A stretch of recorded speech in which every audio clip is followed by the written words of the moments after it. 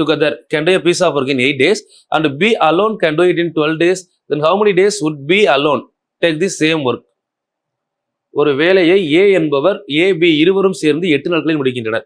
So step number 1 நார்மலாக என்ன பண்ணணும் அப்படின்னா ஃபர்ஸ்ட் ஸ்டெப் எல்சிஎம். இங்கே என்னெல்லாம் இருக்குன்னு ஃபர்ஸ்ட் பாருங்க. 8 நாள் 12 நாள். 8க்கும் 12க்கும் எல்சிஎம் என்ன அப்படின்னு பார்த்தீங்கன்னா 24 பைக்ஸ். 8க்கும் 12க்கும் எல்சிஎம் அப்படின்னு பார்த்தீங்கன்னா 24 பைக்ஸ். சரிங்களா? Step number 2.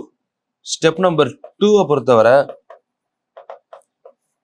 அந்த 24 பைக்கை ஏயும் பியும் சேர்ந்து பண்றாங்க.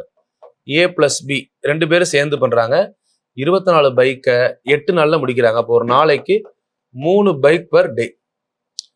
அதை பி மட்டும் தனியா பண்ணா எத்தனை நாள்ல முடிப்பான்னு கேட்கிறாங்க. ஏ மட்டும் 12 நாள்ல முடிக்கிறாரு. ஓகே, ஏ மட்டும் பண்ணாருன்னா அந்த 24 பைக்கை 12 நாள்ல முடிக்கிறாரு. அப்போ ஒரு நாளைக்கு 2 பைக் பர் டே. சரிங்களா? பி மட்டும் பண்ணாருன்னா எத்தனை நாள் அப்படின்னு கேட்குறாங்களா? ஓகே, மொத்தம் 3 பைக். இங்க பாருங்க, இந்த இடத்துல கால்குலேட் பண்ணீங்கன்னா கரெக்டா இருக்கும். மொத்தம் 3, அதுல ஏவோட ஒர்க்கு 2. அப்ப பியோட ஒர்க் எவ்வளோ? 3ல 2 போனா மிச்சம் 1. அப்போ பி ஒரு நாளைக்கு 1 பைக் பர் டே அப்படிங்கிறது நார்மலா அவங்க பண்ற ஒர்க்கு.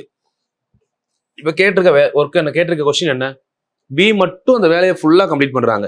மொத்த வேலை நமக்கு 24. அந்த 24 பி மட்டும் ஒரு நாளைக்கு ஒண்ணா பண்ணாங்கன்னா 24 டேஸ் ஆகும்.